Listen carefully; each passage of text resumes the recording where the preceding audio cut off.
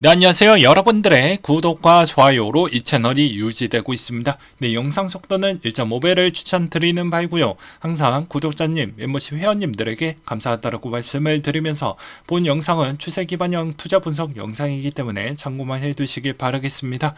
이번에 팩, 웨스트, 웨스턴, 메트로, 퍼스트 다 계속 급락이 나와주고 있는데요. 거의 알트코인 평균치 대비보다 더 많이 밀려주고 있는 현상이 정말 심각하다라고 생각이 들 정도입니다. 왜냐면 바로 전날도 이렇게 많이 밀렸는데 이번에도 추가적으로 밀렸습니다. 별거 아니겠지라고 생각하실까봐 한번 제가 월봉 차트 한번 준비를 했고요. 이걸 일봉으로 보게 되면 심각하게 내려가고 있다는 걸 볼 수가 있겠죠. 그렇기 때문에 이번 사태 정말 어느 시점에서 마무리가 될지에 따라서 알트코인과 비트코인에 따른 운명이 크로스가 될 확률이 매우 높다라고 저는 말씀을 드리고 싶습니다. 그것은 아무래도 기존에 있었던 이 중소형 은행에 따른 암호화폐의 거래 관계도가 상당히 높기 때문에 비트코인에 따른 관심도와 마켓이 오히려 그쪽으로 많이 쏠린 현상이 언제 그게 다시 되돌아오는 터닝 포인트는 이게 어느 시점에서 안정화가 될 것이냐 아닐 것이냐에 따라서 좀 달라진다고 저는 생각이 들더라고요. 그리고 코인베이스 CLO가 XRP 재상장 여부는 SEC 소송 결과와 무관하다라는 이야기를 또 하기도 했습니다. 3월 예금 안정화 발표에도 역부족이다. 서부 70개 지점에서 440억 달러 자산이 또 나갔다라고 하고요. TD뱅크 퍼스트 호라이즌 인수 철회하겠다고 했는데요. 이것으로 인해서 거의 위약금이 꽤 된다라고 하더라고요. 한 3천억 원 정도 된다라고 하더라고요. 예, 듣기로는. 근데 이 TD뱅크가 캐나다 뱅크인데 이제 어떻게 보면 북미 사업을 조금 더 확장하기 위해서 이걸 좀 먹으려고 했는데 지금은 약간 대손 중단금도 쌓아야 되고 지금에 있는 이게 현금 캐시플로우가 어느 시점에서 또 SNS에서 소문이 나가지고 그것도 현금이 갑작스럽게 없어지는 그런 상황도 있기 때문에 약간의 비축력을 조금 더 가져가려고 하는 것 같습니다. 근데 이런 퍼스트 호라이즌도 상당히 좀 매력적인 부분이 있는데 그런 게 좀 아쉽다라고 볼 수가 있겠죠. 그래서 미국인들이 예금 얼마나 걱정되냐라는 또 설문조사가 있었는데요. 48%가 그렇다라고 이야기를 했습니다. 근데 여기에서도 추가적으로 소득과 그리고 학력이 높을수록 생각보다 걱정이 좀 덜한다라는 그런 내용도 있더라고요. 건들락은 이렇게 또 보고 있었습니다. 네, 지역은행 위기는 계속 있을 것이다 라고 이야기를 했었는데요. 앞으로 추가 파산이 한 번 더 나올 수도 있다라는 가능성도 이야기를 하기도 있습니다. 반면에 JP모건 다이먼 회장은 지가 퍼스트 리퍼블릭 딱 인수한다라고 해서 이중적인 스탠스를 보여주었죠. 그게 그래서 제가 제미 다이먼은 좀 필터링 하면서 들을 필요성이 있습니다. 자기한테 이로운 이점으로 언론 플레이를 하는 그런 사람이기 때문이죠. 2017년도 때도 저는 명확하게 아직까지도 기억이 납니다. 12월 달 때 뭐라고 했냐면 비트코인은 사기다. 사지 마라. 근데 다른 창구에서 대량 매입을 해놓고 차익도 어마무지하게 하고 던진 뒤에 곧바로 이것도 자산이었다. 미안하다. 라고 이렇게 정정했는데 이미 다 팔고 이익 다 챙겨먹고 나갔죠. 그래서 제가 별로 좋아하지 않는 인물 중에 하나입니다. 특히나 크립토를 위한 그리고 크립토 관점으로 분석을 했었을 때는 그렇게밖에 못 본다 라고 말씀을 드리고 싶네요. 그 다음에 코인베이스 이번에 실적이 나온 게 있었는데요. 보게 되면 주당 EPS가 상당히 많이 좀 적자가 나왔고 매출 추이는 그나마 좀 선방을 보여주었습니다. 아무래도 여기에서 코인베이스 시점에서 그나마 좀 득이 됐던 건 아무래도 비트코인 부분이지 않을까 싶습니다. 왜냐하면 비트코인은 그나마 우상향 패턴을 보여주었기 때문이라고 저는 생각이 들기 때문이죠. 그래서 매출은 잘 나왔고 그 대신 EPS는 좀 더 그럴 수밖에 없다. 그리고 시장의 변동성이 커서 비용 절감에 지속적으로 노력을 하겠다라는 이야기도 나와주고 있는 실정입니다. 그것으로 인해서 장중에 7%대까지 올라갔다라는 이야기도 있더라고요.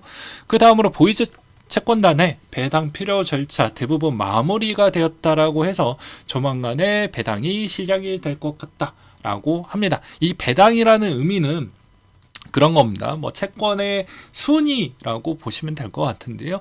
그 순위 절차에 있었을 때 이제 이미 이제 어느 정도 정리가 돼서 이제 시작을 한다라고 보시면 될 것 같습니다.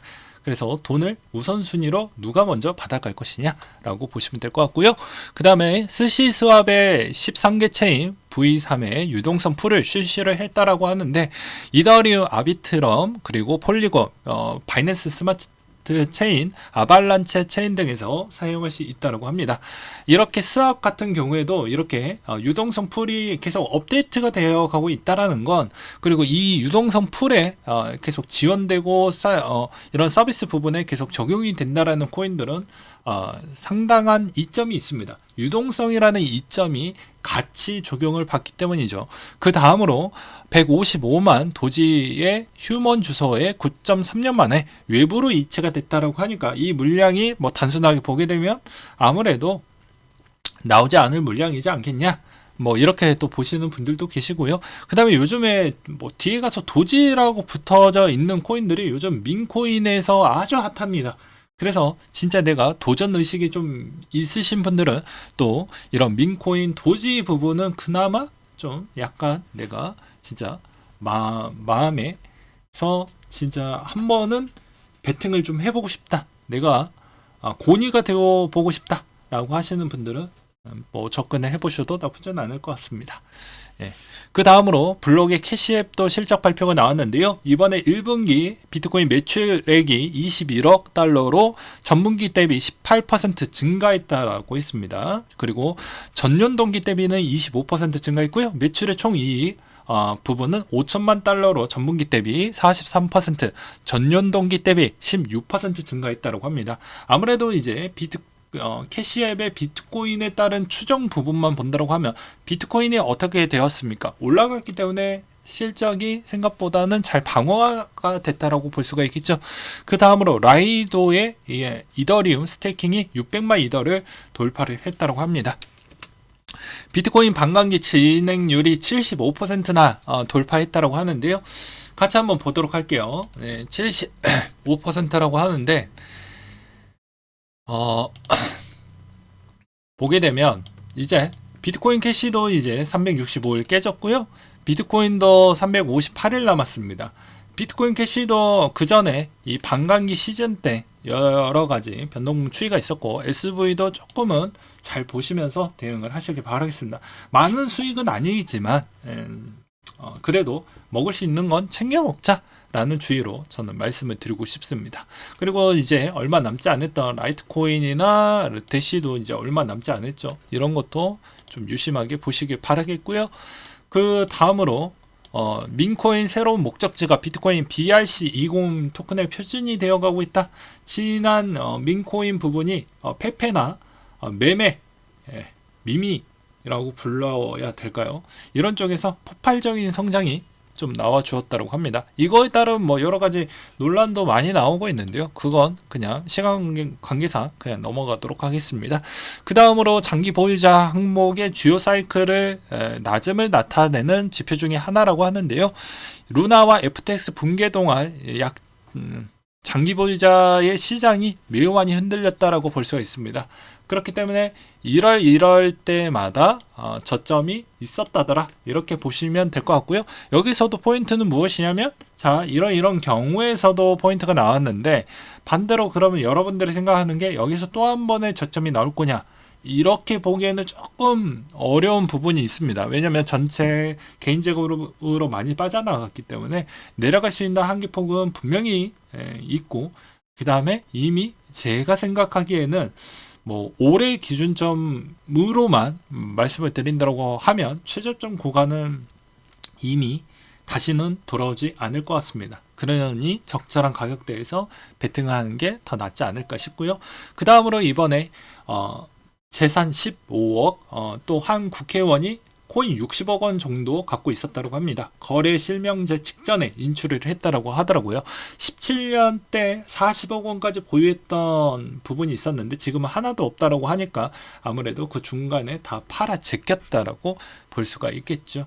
그래서 이 코인이 뭐냐, 위믹스 정도 뭐 어쩌고 저쩌고 뭐 이야기가 뭐 돌고 있는데 자세히는 잘 모르겠습니다. 왜냐면 이건 2017년도 때이고요.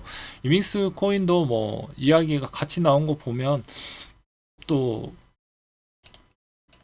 비슷한 관점으로 좀 해석을 해봤다라고 볼 수가 있게 되겠죠. 아무래도 뭐 17년도 때 어떤 코인을 갖고 있었는지는 모르겠지만 이때고, 그 다음에 대선 때도 뭐 비슷한 상황이 있었으니 이걸 실명해야 된다라는 그런 목소리로 저는 들리기도 했었습니다. 그리고 이런 이야기가 많이 나오니까 어떤 이야기도 많이 나오냐면, 이번엔 가상자산 이용자 보호법의 의결 유력하다. 5월 10일에 국회 정무위 전체 회의에서 이루어진다고 하는데요. 이거 통과돼야 저는 믿는다라고 말씀을 드리고 싶고요. 그 다음에 이 내용에서는 가상자산 이용자 보호와 불공정 거래 규제에 초점을 맞춘 미니 법안이지만 이게 최종 의결이 이루어지면 국내 최초 재정법이 탄생을 한다고 합니다. 근데 여기에서 팩트는 무엇이냐면요. 크립토를 위한, 우리 크립토 투자자를 위한 진정한 우리가 생각했던 그거 의도대로 가느냐가 정말 중요한 것 같습니다. 왜 그러냐면, 자, 제가 저번에도 이야기를 했죠. 부동산을 예로 들어서 설명을 드리도록 하겠습니다. 분명히 우리는 집값 부분에 있어서 안정화를 해달라고 했는데 갑자기 세금 이야기가 나와서 B로 가버리는 아주 기이한 역할이 나와버렸죠. 그러니까 마찬가지로 가상자산에서 보호법 만들어줬잖아 라고 분명히 이런 녀석들이 나올 것입니다. 그러면 우리는 되게 또 당할 수밖에 없겠죠. 그런 일이 안 생기길 바라겠고요. 그 다음으로 구글 월렛 점유율 추이가 계속 높아지고 있다고 합니다. 아무래도 요즘 뭐 이 월렛에 좀 공을 많이 들이려고 하는 것 같아요. 삼성도 이번에 월렛에 따른 진짜 공을 많이 들고 있고 투자도 많이 하고 있습니다. 근데 이번에도 구글에서 이번에 상당히 기능을 집중화되는 현상을 볼 수가 있겠고요.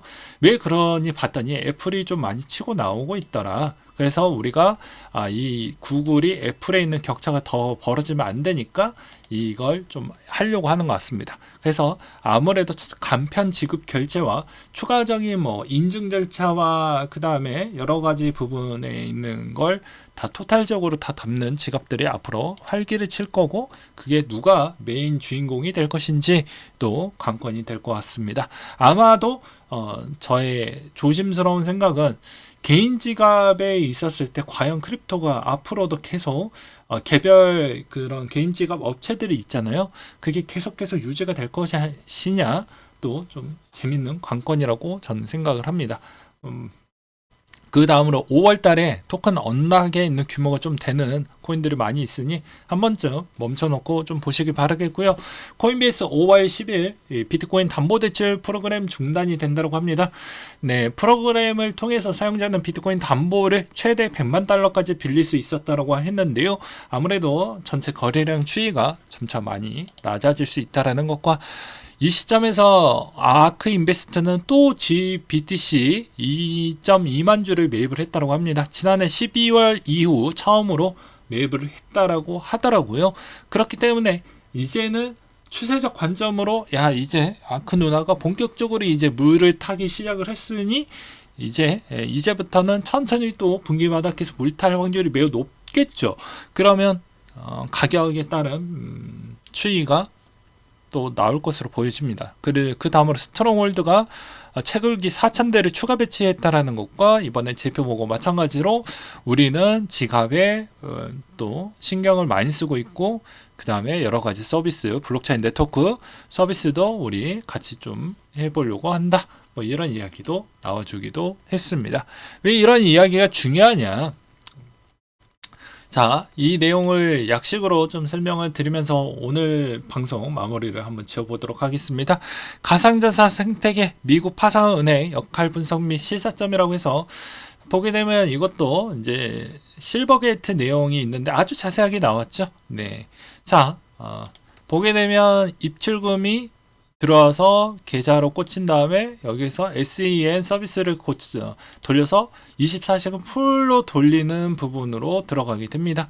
그래서 이게 거래소로 들어가고 이걸 다시 역순으로 돌린다, 이렇게 생각하시면 됩니다. 근데 전통적인 방식으로 하면 상당한 시간이 많이 걸린다는 걸 알 수가 있겠죠. 그래서 여기에서도 보게 되면 자 가상자산 관련 비중 실버게이트 80%, 시그니처 20에서 30%라고 해서 이렇게 했었는데 주요 고객사들이 상당히 많이 쓰였던 부분이 있습니다. 근데 이거 환전해주는 사람이 없고 그 다음에 담보대출도 채굴회사들의 비트코인을 잡아두고 담보대출로 빌려주었던 그 볼륨도 다 죽어버렸기 때문에 지금 코인 시장이 이 모양 이 꼴이 됐다라고 볼 수가 있습니다. 그러면 이 시점에서 어떻게 좀 되어야 될까라고 또 생각을 해볼 수도 있겠죠. 그것이 대체되는 그 세컨더리가 이제 홍콩 거래소에서 그걸 대신을 해주려고 하는 애들이 조만간에 보일 것이고요. 그 다음으로 이제 미국에서 뭐 자포 쪽에서 뭐 코인베이스가 자포를 뭐 인수를 하면서 뭐 진행을 하려고 하는 그런 움직임도 보여주고 있습니다. 이게 왜냐면 이게 생각보다 서비스가 개꿀이거든요. 정말 개꿀입니다. 근데 이걸 안 해먹겠다라는 것 자체가 말이 안 된다는 것이죠. 이걸로 이익을 낼 수 있고 자산관리라는 명목상 또 이것도 가져갈 수 있고 나쁠 게 없습니다. 여기서 사확장 부분도 상당히 많이 가져갈 수가 있기 때문입니다. 그래서 아무래도 이쪽에 계속 관심을 가지려고 하는 사람들도 꽤 많이 있겠죠. 자, 21년도 기준점으로 예금 부분이 143억 달러 정도 됐습니다. 꽤 많은 금액이죠. 이 중에 82%가 가상 자산 관련 예금이라고 했습니다. 아무튼 빨리 이번 시점도 잘 안정화가 되고 잘 돌아가길 바라겠고요. 이 시점에서도 여전히 반감기 시점에 있었을 때 뭐 수익률이 이 모양 이 꼴이냐라고 하면서 아예 접근을 안 한 자와 그냥 여기서도 적절한 시점에서 추세 기반형으로 잠깐 담가놨다가 수익을 적절하게 그냥 가져가 뭐 예를 들어서 뭐 2배 이상 갈지 뭐 이렇게까지는 저도 잘 모르겠습니다. 워낙 시장이 비트코인으로 많이 쏠려져 있기 때문에 적절한 수익성을 가져가면서 건강한 투자 패턴으로 해보신다고 하면 또 괜찮겠죠? 네.